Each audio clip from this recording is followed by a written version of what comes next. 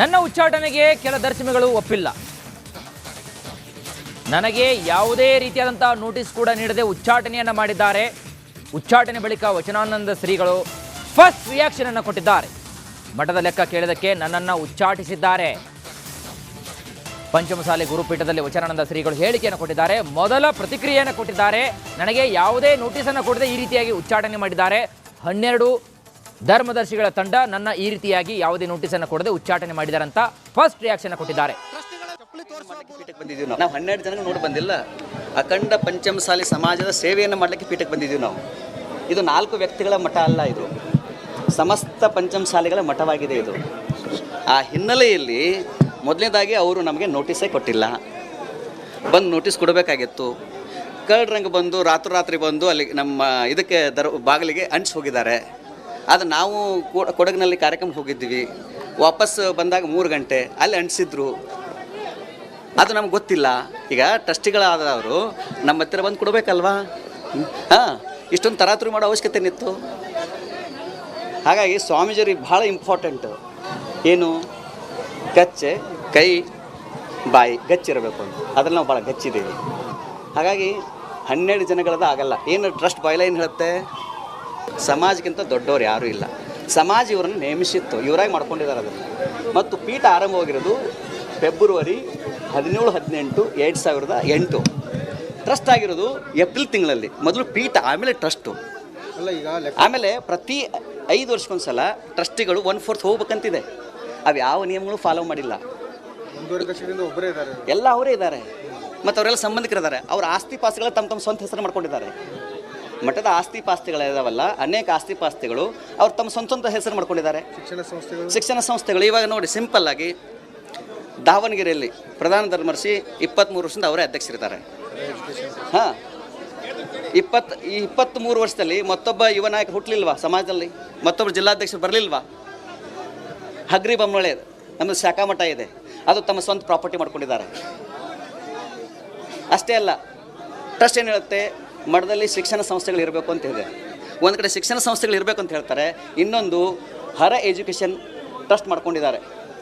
ಹರ education trust ಮಾಡಿಕೊಂಡು ನಮ್ಮ ನಮ್ಮ ಗುರುಗಳಾಗಿರುವಂಥ ಮಹಾನ್ ತಪ್ಪುಗಳ ಹೆಸರಿಟ್ಟುಕೊಂಡು ಅದನ್ನು ತಮ್ಮ ಸ್ವಂತ ಪ್ರಾಪರ್ಟಿ ಮಾಡಿದ್ದಾರೆ. ಮಠದ ಅಡಿಯಲ್ಲಿ ಇಲ್ಲ. ಮತ್ತು ಈಗಾಗಲೇ ಇಲ್ಲಿ ಮಠದಲ್ಲಿ ಕಟ್ಟಡಗಳಾಗಿದ್ದಾವೆ. ಅದರ ಬಗ್ಗೆ ಭಕ್ತರೇ ಕ್ವಶನ್ ಕೇಳ್ತಾ ಇದ್ದಾರೆ. ನಾವು ಕೇಳಿಲ್ಲ, ನಾವೇನು ಇವತ್ತಿಗೂ ಅವ್ರನ್ನ ಕ್ವಶನ್ ಮಾಡಿಲ್ಲ. ಮೊನ್ನೆನೂ ಆದಾಗೂ ಒಂದೇ ಕೇಳಿದ್ದೀವಿ ನಾವು, ಭಕ್ತರು ಕೇಳಿದ್ದಾರೆ. ಅದಕ್ಕೆ ಅವ್ರದ್ದೇನಪ್ಪ ಅಂತಂದರೆ, ಲೆಕ್ಕ ಕೇಳೋರು ಸ್ವಾಮಿಗಳು ತೆಗೆದುಬಿಟ್ರೆ ಲೆಕ್ಕ ಕೇಳೋರು ಇರಂಗಿಲ್ಲ ಅಂತ. ಅವ್ರ ಸೆಂಟ್ರಲ್ ಸರ್ಕಲಲ್ಲಿ ಇರ್ತದೆ ಅಂತ. ಆದರೆ ಭಕ್ತನ ಬೆವರ ಹಣಿಯಿಂದ ತಾನು ಉತ್ತಿ ಬಿತ್ತಿ ಬೆಳೆದು ಮಠದ ಸತ್ಪಾತ್ರಕ್ಕೆ ಅನ್ನದಾಸ. ಇದೇ ವಿಚಾರಕ್ಕೆ ಸಂಬಂಧಪಟ್ಟಂತೆ ಹೆಚ್ಚಿನ ಮಾಹಿತಿಯನ್ನು ಕೊಡ್ತಾರೆ ನಿಮ್ಮ ಪ್ರತಿನಿಧಿ ವಿಠಲ್ ಕ್ಯಾರವಾಡ. ನೇರವಾದ ಸಂಪರ್ಕದಲ್ಲಿ ಜಾಯ್ನ್ ಆಗಿದ್ದಾರೆ. ವಿಠಲ್, ನೋಡ್ತಾ ಇದ್ದೀವಿ, ಒಂದು ಕಡೆಗೆ ಸ್ವಾಮೀಜಿಗಳ ಒಂದು ಉಚ್ಚಾಟನೆಗೆ ಸಂಬಂಧಪಟ್ಟಂತೆ ಭಕ್ತರು ಆಕ್ರೋಶ ವ್ಯಕ್ತವಾಗ್ತದೆ. ಮತ್ತೊಂದು ಕಡೆಗೆ ಸ್ವಾಮೀಜಿಯವರು ಇದೀಗ 12 ಧರ್ಮದರ್ಶಿಗಳ ವಿರುದ್ಧ ಸಿಡಿದೆದ್ದು ನಿಂತಿದ್ದಾರೆ. ಕೇವಲ ಲೆಕ್ಕವನ್ನು ಕೇಳಿದಕ್ಕೆ ಯಾವುದೇ ನೋಟಿಸನ್ನು ಕೊಡದೆ ನನ್ನ ಉಚ್ಚಾಟನೆ ಮಾಡಿದ್ದಾರೆ. ಮಾಡಲಿ, ಆದರೆ ಸಮಾಜಕ್ಕಂತ ಟ್ರಸ್ಟ್ ದೊಡ್ಡದಲ್ಲ. ಮೊದಲು ಪೀಠ ಹುಟ್ಟಿದ್ದು, ಆಮೇಲೆ ಟ್ರಸ್ಟ್ ಹುಟ್ಟಿತು ಅಂತ ಹೇಳ್ತಾ ಇದ್ದಾರೆ. ಫಸ್ಟ್ ರಿಯಾಕ್ಷನ್ ಅನ್ನು ನೋಡಿದ್ವಿ. ಓವರಾಲ್ ಹೆಚ್ಚಿನ ಮಾಹಿತಿಯನ್ನು ಕೊಡ್ತಾ ಇದ್ದಾರೆ ವಿಠಲ್ ಕ್ಯಾರವಾಡ್.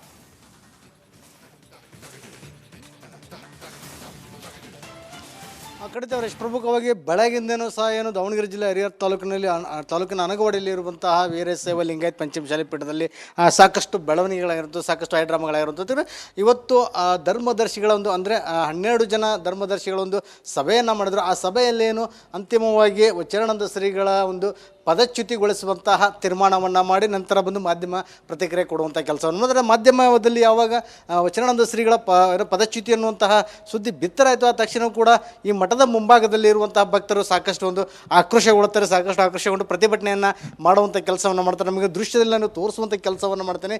ಈಗೂ ಸಹ ಭಕ್ತರು ಅಲ್ಲಲ್ಲಿ ಏನು ತಾವು ಗಮನಿಸ್ಬೋದು, ಗೇಟಿನ ಮುಂಭಾಗದಲ್ಲಿ ಏನು ಬೆಳಗ್ಗೆಯಿಂದಲೂ ಸಹ ಸಾಕಷ್ಟು ಭಕ್ತರು ಮಠದ ಬಳಿ ಬರ್ತಾರೆ. ಯಾಕಂದರೆ ಇವತ್ತು ಟ್ರಸ್ಟಿಗಳು ಒಂದು ಸಭೆ ಮಾಡುವ ಹಿನ್ನೆಲೆಯಲ್ಲಿ ನಿನ್ನೆ ಎಲ್ಲ ಒಂದಷ್ಟು ನೋಟಿಸ್ ಸರ್ವಾಗಿರುತ್ತೆ. ಆ ನೋಟಿಸ್ ವಿಚಾರಕ್ಕೆ ಸಂಬಂಧಪಟ್ಟಂತೆ ಆ ಒಂದು ಸಭೆ ಆದಮೇಲೆ ಸಭೆ ನಂತರ ನಮಗೆ ಆ ಲೆಕ್ಕಪತ್ರವನ್ನು ಕೊಡ್ತಾರೆ. ಯಾಕಂದರೆ ಪ್ರಮುಖವಾಗಿ ಚರ್ಚೆ ಆಗ್ತಿರುವಂಥದ್ದೇ ಆ ಮಠದ ವಿಚಾರಕ್ಕೆ ಸಂಬಂಧಪಟ್ಟಂಥ ವ್ಯವಹಾರಗಳ ಲೆಕ್ಕಪತ್ರ ಪತ್ರವನ್ನು ಬಹಿರಂಗ ಪಡಿಸಬೇಕು ಅನ್ನೋ ನಿಟ್ಟಿನಲ್ಲಿ, ಯಾಕಂದರೆ ಸಾಕಷ್ಟು ಜನ ದೇಣಿಗೆ ಕೊಟ್ಟಿದ್ದಾರೆ, ಕೋಟ್ಯಾಂತರ ರೂಪಾಯಿ ದೇಣಿಗೆ ಬಂದಿದೆ, ಏನು ಸರ್ಕಾರದಿಂದ ಕೂಡ ಸಾಕಷ್ಟು ಅನುದಾನ ಬಂದಿದೆ, ಕೆಲಸಗಳನ್ನು ಯಾರ್ಯಾರು ಮಾಡಿಸಿಕೊಟ್ಟಿದ್ದಾರೆ, ಇಷ್ಟೆಲ್ಲ ಇದೆ. ಆದರೆ ಎಷ್ಟೋ ವಿಚಾರಗಳಿಗೆ ಲೆಕ್ಕವೇ ಇಲ್ಲ, ಲೆಕ್ಕ ಪತ್ರ ಇಲ್ಲ. ಆ ಹಿನ್ನೆಲೆಗೆ ಸಂಬಂಧಪಟ್ಟಾಗ ನಾವು ಕಷ್ಟಪಟ್ಟು ದುಡಿದು ಹೊಟ್ಟೆ ಬಟ್ಟೆ ಕಟ್ಟಿದ್ದೀವಿ, ನಮ್ಮ ಸಮಾಜ ಮತ್ತು ನಮ್ಮ ಮಠಗಳು ಚೆನ್ನಾಗಿರಲಿ ಅನ್ನೋ ನಿಟ್ಟಿನಲ್ಲಿ ಕೂಡ ನಾವು ದೇಣಿಗೆಯನ್ನು ಕೊಡುವಂಥ ಕೆಲಸವನ್ನು ಮಾಡಿ, ಆದರೆ ದೇಣಿಗೆ ಹಣಕ್ಕೆ ಸಮರ್ಪವಾದಂತಹ ಒಂದು ಲೆಕ್ಕಪತ್ರ ಎಲ್ಲ ನಿಟ್ಟಿನಲ್ಲಿ ಇವತ್ತು ಲೆಕ್ಕ ಕೊಡ್ತಾರೆ ಟ್ರಸ್ಟಿಗಳನ್ನುವಂತಹ ವಿಚಾರಕ್ಕೆ ಸಂಬಂಧಪಟ್ಟಂತೆ ಸಾಕಷ್ಟು ಭಕ್ತರು ಒಂದು ಏನು ಮಠದ ಬಳಿ ಬಂದು ಜಮಾಯಿಸ್ತಾರೆ. ಈ ವಿಚಾರ ಅರ್ಥಂತಹ ಟ್ರಸ್ಟಿಗಳು ಮುಂಚಿತವಾಗಿಯೇ ಏನು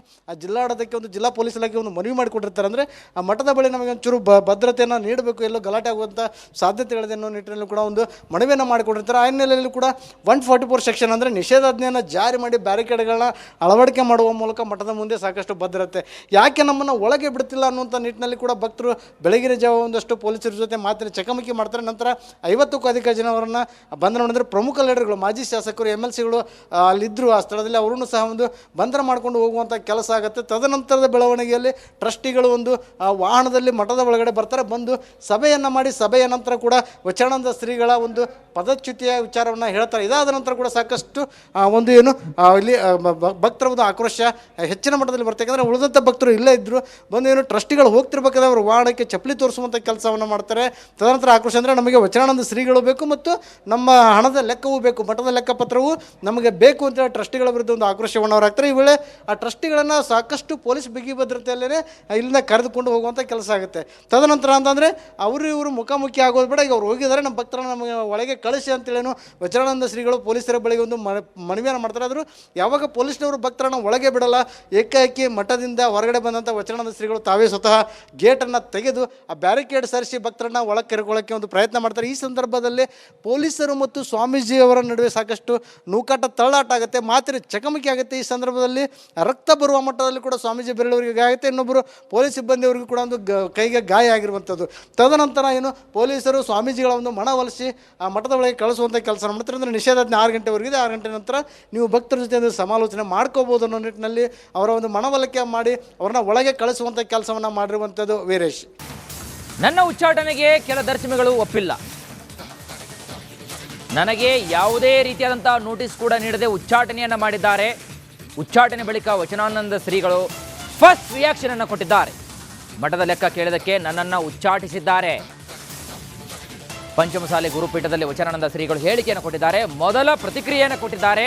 ನನಗೆ ಯಾವುದೇ ನೋಟಿಸನ್ನು ಕೊಡದೆ ಈ ರೀತಿಯಾಗಿ ಉಚ್ಚಾಟನೆ ಮಾಡಿದ್ದಾರೆ. 12 ಧರ್ಮದರ್ಶಿಗಳ ತಂಡ ನನ್ನ ಈ ರೀತಿಯಾಗಿ ಯಾವುದೇ ನೋಟಿಸನ್ನು ಕೊಡದೆ ಉಚ್ಚಾಟನೆ ಮಾಡಿದ್ದಾರೆ ಅಂತ ಫಸ್ಟ್ ರಿಯಾಕ್ಷನ್ ಕೊಟ್ಟಿದ್ದಾರೆ. ಪೀಠಕ್ಕೆ ಬಂದಿದ್ದೀವಿ ನಾವು 12 ಜನ ನೋಡಿ ಬಂದಿಲ್ಲ. ಅಖಂಡ ಪಂಚಮಸಾಲಿ ಸಮಾಜದ ಸೇವೆಯನ್ನು ಮಾಡಲಿಕ್ಕೆ ಪೀಠಕ್ಕೆ ಬಂದಿದ್ದೀವಿ ನಾವು. ಇದು 4 ವ್ಯಕ್ತಿಗಳ ಮಠ ಅಲ್ಲ, ಇದು ಸಮಸ್ತ ಪಂಚಮಸಾಲಿಗಳ ಮಠವಾಗಿದೆ ಇದು. ಆ ಹಿನ್ನೆಲೆಯಲ್ಲಿ ಮೊದಲನೇದಾಗಿ ಅವರು ನಮಗೆ ನೋಟಿಸೇ ಕೊಟ್ಟಿಲ್ಲ, ಬಂದು ನೋಟಿಸ್ ಕೊಡಬೇಕಾಗಿತ್ತು. ಕಳ್ಳರಂಗೆ ಬಂದು ರಾತ್ರಿ ಬಂದು ಅಲ್ಲಿ ನಮ್ಮ ಇದಕ್ಕೆ ಬಾಗಿಲಿಗೆ ಅಂಟಿಸಿ ಹೋಗಿದ್ದಾರೆ. ಅದು ನಾವು ಕೊಡಗಿನಲ್ಲಿ ಕಾರ್ಯಕ್ರಮಕ್ಕೆ ಹೋಗಿದ್ವಿ, ವಾಪಸ್ ಬಂದಾಗ 3 ಗಂಟೆ ಅಲ್ಲಿ ಅಂಟಿಸಿದ್ರು. ಅದು ನಮ್ಗೆ ಗೊತ್ತಿಲ್ಲ. ಈಗ ಟ್ರಸ್ಟಿಗಳಾದವರು ನಮ್ಮ ಹತ್ತಿರ ಬಂದು ಕೊಡಬೇಕಲ್ವಾ? ಇಷ್ಟೊಂದು ತರಾತುರಿ ಮಾಡೋ ಅವಶ್ಯಕತೆ ಏನಿತ್ತು? ಹಾಗಾಗಿ ಸ್ವಾಮೀಜಿಯವ್ರಿಗೆ ಭಾಳ ಇಂಪಾರ್ಟೆಂಟು ಏನು, ಗಚ್ಚೆ ಕೈ ಬಾಯಿ ಗಚ್ಚಿರಬೇಕು ಅಂತ. ಅದ್ರಲ್ಲಿ ನಾವು ಭಾಳ ಗಚ್ಚಿದ್ದೀವಿ.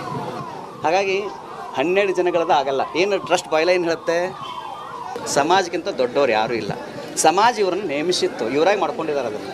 ಮತ್ತು ಪೀಠ ಆರಂಭವಾಗಿರೋದು ಫೆಬ್ರವರಿ 17-18, 2008. ಟ್ರಸ್ಟ್ ಆಗಿರೋದು ಏಪ್ರಿಲ್ ತಿಂಗಳಲ್ಲಿ. ಮೊದಲು ಪೀಠ, ಆಮೇಲೆ ಟ್ರಸ್ಟು. ಆಮೇಲೆ ಪ್ರತಿ 5 ವರ್ಷಕ್ಕೊಂದ್ಸಲ ಟ್ರಸ್ಟಿಗಳು 1/4 ಹೋಗ್ಬೇಕಂತಿದೆ. ಅವು ಯಾವ ನಿಯಮಗಳು ಫಾಲೋ ಮಾಡಿಲ್ಲ. ಎಲ್ಲ ಅವರೇ ಇದ್ದಾರೆ ಮತ್ತು ಅವರೆಲ್ಲ ಸಂಬಂಧಿಕರಿದ್ದಾರೆ. ಅವ್ರ ಆಸ್ತಿ ಪಾಸ್ತಿಗಳ ತಮ್ಮ ಸ್ವಂತ ಹೆಸರು ಮಾಡ್ಕೊಂಡಿದ್ದಾರೆ. ಮಠದ ಆಸ್ತಿ ಪಾಸ್ತಿಗಳಿದಾವಲ್ಲ, ಅನೇಕ ಆಸ್ತಿ ಪಾಸ್ತಿಗಳು ಅವ್ರು ತಮ್ಮ ಸ್ವಂತ ಹೆಸರು ಮಾಡ್ಕೊಂಡಿದ್ದಾರೆ. ಶಿಕ್ಷಣ ಸಂಸ್ಥೆಗಳು ಇವಾಗ ನೋಡಿ, ಸಿಂಪಲ್ ಆಗಿ ದಾವಣಗೆರೆಯಲ್ಲಿ ಪ್ರಧಾನ ಧರ್ಮರ್ಷಿ 23 ವರ್ಷದಿಂದ ಅವರೇ ಅಧ್ಯಕ್ಷರಿದ್ದಾರೆ. 23 ವರ್ಷದಲ್ಲಿ ಮತ್ತೊಬ್ಬ ಯುವ ನಾಯಕ ಹುಟ್ಟಲಿಲ್ವಾ ಸಮಾಜದಲ್ಲಿ? ಮತ್ತೊಬ್ಬರು ಜಿಲ್ಲಾಧ್ಯಕ್ಷರು ಬರಲಿಲ್ವಾ? ಹಗ್ರಿ ಬೊಮ್ಮಳೆ ನಮ್ಮದು ಶಾಖಾ ಮಠ ಇದೆ, ಅದು ತಮ್ಮ ಸ್ವಂತ ಪ್ರಾಪರ್ಟಿ ಮಾಡ್ಕೊಂಡಿದ್ದಾರೆ. ಅಷ್ಟೇ ಅಲ್ಲ, ಟ್ರಸ್ಟ್ ಏನು ಹೇಳುತ್ತೆ, ಮಠದಲ್ಲಿ ಶಿಕ್ಷಣ ಸಂಸ್ಥೆಗಳು ಇರಬೇಕು ಅಂತ ಇದೆ. ಒಂದು ಕಡೆ ಶಿಕ್ಷಣ ಸಂಸ್ಥೆಗಳು ಇರಬೇಕು ಅಂತ ಹೇಳ್ತಾರೆ, ಇನ್ನೊಂದು ಹರ ಎಜುಕೇಷನ್ ಟ್ರಸ್ಟ್ ಮಾಡ್ಕೊಂಡಿದ್ದಾರೆ. ಹರ ಎಜುಕೇಷನ್ ಟ್ರಸ್ಟ್ ಮಾಡಿಕೊಂಡು ನಮ್ಮ ನಮ್ಮ ಗುರುಗಳಾಗಿರುವಂಥ ಮಹಾನ್ ತಪ್ಪುಗಳ ಹೆಸರಿಟ್ಟುಕೊಂಡು ಅದನ್ನು ತಮ್ಮ ಸ್ವಂತ ಪ್ರಾಪರ್ಟಿ ಮಾಡಿದ್ದಾರೆ. ಮಠದ ಅಡಿಯಲ್ಲಿ ಇಲ್ಲ. ಮತ್ತು ಈಗಾಗಲೇ ಇಲ್ಲಿ ಮಠದಲ್ಲಿ ಕಟ್ಟಡಗಳಾಗಿದ್ದಾವೆ. ಅದರ ಬಗ್ಗೆ ಭಕ್ತರೇ ಕ್ವಶನ್ ಕೇಳ್ತಾ ಇದ್ದಾರೆ. ನಾವು ಕೇಳಿಲ್ಲ, ನಾವೇನು ಇವತ್ತಿಗೂ ಅವ್ರನ್ನ ಕ್ವಶನ್ ಮಾಡಿಲ್ಲ. ಮೊನ್ನೆನೂ ಆದಾಗೂ ಒಂದೇ ಕೇಳಿದ್ದೀವಿ ನಾವು, ಭಕ್ತರು ಕೇಳಿದ್ದಾರೆ. ಅದಕ್ಕೆ ಅವ್ರದ್ದೇನಪ್ಪ ಅಂತಂದರೆ, ಲೆಕ್ಕ ಕೇಳೋರು ಸ್ವಾಮಿಗಳು ತೆಗೆದುಬಿಟ್ರೆ ಲೆಕ್ಕ ಕೇಳೋರು ಇರಂಗಿಲ್ಲ ಅಂತ, ಅವ್ರು ಸೆಂಟ್ರಿಲ್ಲ ಸರ್ಕಲಲ್ಲಿ ಇರ್ತದೆ ಅಂತ. ಆದರೆ ಭಕ್ತನ ಬೆವರ ಹಣಿಯಿಂದ ತಾನು ಉತ್ತಿ ಬಿತ್ತಿ ಬೆಳೆದು ಮಠದ ಸತ್ಪಾತ್ರಕ್ಕೆ ಅನ್ನದಾಸ.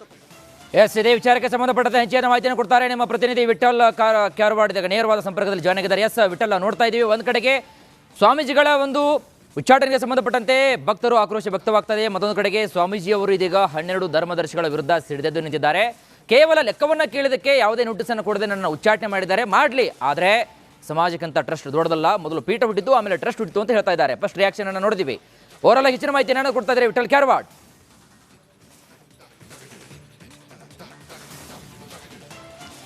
ಖಂಡಿತ ಅವರೆಷ್ಟು ಪ್ರಮುಖವಾಗಿ ಬೆಳಗಿಂದೇನೂ ಸಹ ಏನು ದಾವಣಗೆರೆ ಜಿಲ್ಲೆ ಹರಿಹರ ತಾಲೂಕಿನ ಅನಗವಾಡಿಯಲ್ಲಿ ಇರುವಂತಹ ವೀರಶೈವ ಲಿಂಗಾಯತ್ ಪಂಚಮಶಾಲಿ ಪೀಠದಲ್ಲಿ ಸಾಕಷ್ಟು ಬೆಳವಣಿಗೆಗಳಾಗಿರುತ್ತೆ, ಸಾಕಷ್ಟು ಹೈಡ್ರಾಮಾಗಳಾಗಿರುತ್ತೆ. ಇವತ್ತು ಧರ್ಮದರ್ಶಿಗಳ ಒಂದು ಅಂದರೆ 12 ಜನ ಧರ್ಮದರ್ಶಿಗಳ ಒಂದು ಸಭೆಯನ್ನು ಮಾಡಿದ್ರು. ಆ ಸಭೆಯಲ್ಲೇನು ಅಂತಿಮವಾಗಿ ವಚನಾನಂದ ಶ್ರೀಗಳ ಒಂದು ಪದಚ್ಯುತಿಗೊಳಿಸುವಂತಹ ತೀರ್ಮಾನವನ್ನು ಮಾಡಿ ನಂತರ ಬಂದು ಮಾಧ್ಯಮ ಪ್ರತಿಕ್ರಿಯೆ ಕೊಡುವಂಥ ಕೆಲಸವನ್ನು ಅಂದರೆ ಮಾಧ್ಯಮದಲ್ಲಿ ಯಾವಾಗ ವಚನಾನಂದ ಶ್ರೀಗಳ ಪದಚ್ಯುತಿ ಅನ್ನುವಂತಹ ಸುದ್ದಿ ಬಿತ್ತರಾಯಿತು ಆ ತಕ್ಷಣ ಕೂಡ ಈ ಮಠದ ಮುಂಭಾಗದಲ್ಲಿ ಇರುವಂತಹ ಭಕ್ತರು ಸಾಕಷ್ಟು ಒಂದು ಆಕ್ರೋಶಗೊಳ್ಳುತ್ತಾರೆ. ಸಾಕಷ್ಟು ಆಕ್ರೋಶಗೊಂಡು ಪ್ರತಿಭಟನೆಯನ್ನು ಮಾಡುವಂಥ ಕೆಲಸವನ್ನು ಮಾಡ್ತಾರೆ. ನಮಗೆ ದೃಶ್ಯದಲ್ಲಿ ನಾನು ತೋರಿಸುವಂಥ ಕೆಲಸವನ್ನು ಮಾಡ್ತೇನೆ.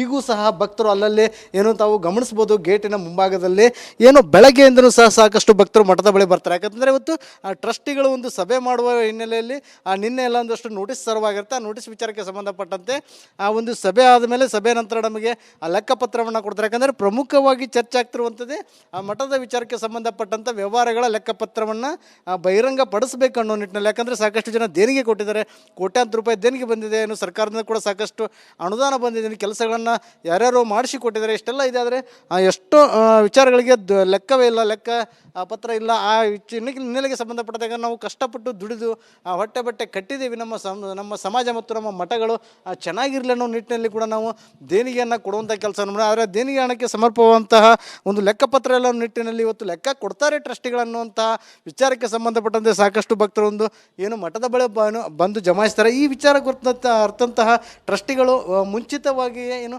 ಆ ಜಿಲ್ಲಾಡಳಿತಕ್ಕೆ ಒಂದು ಜಿಲ್ಲಾ ಪೊಲೀಸ್ ಇಲಾಖೆ ಒಂದು ಮನವಿ ಮಾಡಿಕೊಟ್ಟಿರ್ತಾರೆ. ಅಂದರೆ ಆ ಮಠದ ಬಳಿ ನಮಗೆ ಒಂಚೂರು ಭದ್ರತೆಯನ್ನು ನೀಡಬೇಕು, ಎಲ್ಲೋ ಗಲಾಟೆ ಆಗುವಂಥ ಸಾಧ್ಯತೆಗಳಿದೆ ಅನ್ನೋ ನಿಟ್ಟಿನಲ್ಲಿ ಕೂಡ ಒಂದು ಮನವಿಯನ್ನು ಮಾಡಿಕೊಟ್ಟಿರ್ತಾರೆ. ಆ ಹಿನ್ನೆಲೆಯಲ್ಲಿ ಕೂಡ 144 ಸೆಕ್ಷನ್ ಅಂದರೆ ನಿಷೇಧಾಜ್ಞೆಯನ್ನು ಜಾರಿ ಮಾಡಿ ಬ್ಯಾರಿಕೇಡ್ಗಳನ್ನ ಅಳವಡಿಕೆ ಮಾಡುವ ಮೂಲಕ ಮಠದ ಮುಂದೆ ಸಾಕಷ್ಟು ಭದ್ರತೆ, ಯಾಕೆ ನಮ್ಮನ್ನು ಒಳಗೆ ಬಿಡ್ತಿಲ್ಲ ಅನ್ನುವಂಥ ನಿಟ್ಟಿನಲ್ಲಿ ಕೂಡ ಭಕ್ತರು ಬೆಳಗಿನ ಜಾವ ಒಂದಷ್ಟು ಪೊಲೀಸರ ಜೊತೆ ಮಾತಿನ ಚಕಮಕಿ ಮಾಡ್ತಾರೆ. ನಂತರ 50ಕ್ಕೂ ಅಧಿಕ ಜನವರನ್ನು ಬಂಧನ ಮಾಡಿದ್ರೆ. ಪ್ರಮುಖ ಲೀಡರ್ಗಳು, ಮಾಜಿ ಶಾಸಕರು, MLCಗಳು ಅಲ್ಲಿದ್ದರು ಆ ಸ್ಥಳದಲ್ಲಿ, ಅವರನ್ನು ಸಹ ಒಂದು ಬಂಧನ ಮಾಡ್ಕೊಂಡು ಹೋಗುವಂಥ ಕೆಲಸ ಆಗುತ್ತೆ. ತದನಂತರದ ಬೆಳವಣಿಗೆಯಲ್ಲಿ ಟ್ರಸ್ಟಿಗಳು ಒಂದು ವಾಹನದಲ್ಲಿ ಮಠದ ಒಳಗಡೆ ಬರ್ತಾರೆ, ಬಂದು ಸಭೆಯನ್ನು ಮಾಡಿ ಸಭೆಯ ನಂತರ ಕೂಡ ವಚನಾನಂದ ಶ್ರೀಗಳ ಒಂದು ಪದಚ್ಯುತಿಯ ವಿಚಾರವನ್ನು ಹೇಳ್ತಾರೆ. ಇದಾದ ನಂತರ ಕೂಡ ಸಾಕಷ್ಟು ಒಂದು ಏನು ಇಲ್ಲಿ ಭಕ್ತರ ಒಂದು ಆಕ್ರೋಶ ಹೆಚ್ಚಿನ ಮಟ್ಟದಲ್ಲಿ ಬರ್ತದೆ. ಯಾಕಂದರೆ ಉಳಿದಂಥ ಭಕ್ತರು ಇಲ್ಲೇ ಇದ್ದರು, ಬಂದು ಏನು ಟ್ರಸ್ಟಿಗಳು ಹೋಗ್ತಿರ್ಬೇಕಾದ್ರೆ ಅವರು ವಾಹನಕ್ಕೆ ಚಪ್ಪಲಿ ತೋರಿಸುವಂಥ ಕೆಲಸವನ್ನು ಮಾಡ್ತಾರೆ.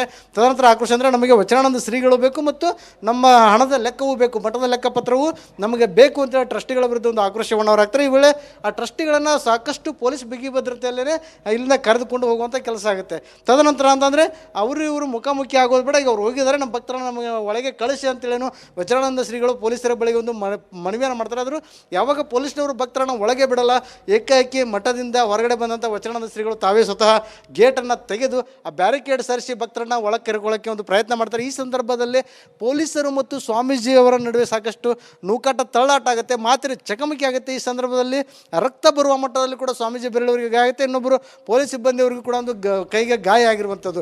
ತದನಂತರ ಏನು ಪೊಲೀಸರು ಸ್ವಾಮೀಜಿಗಳ ಒಂದು ಮನವೊಲಿಸಿ ಆ ಮಠದ ಒಳಗೆ ಕಳಿಸುವಂಥ ಕೆಲಸ ಮಾಡ್ತಾರೆ. ಅಂದರೆ ನಿಷೇಧಾಜ್ಞೆ 6 ಗಂಟೆವರೆಗಿದೆ, 6 ಗಂಟೆ ನಂತರ ನೀವು ಭಕ್ತರ ಜೊತೆ ಒಂದು ಸಮಾಲೋಚನೆ ಮಾಡ್ಕೋಬೋದು ಅನ್ನೋ ನಿಟ್ಟಿನಲ್ಲಿ ಅವರ ಒಂದು ಮನವೊಲಿಕೆ ಮಾಡಿ ಅವ್ರನ್ನ ಒಳಗೆ ಕಳಿಸುವಂಥ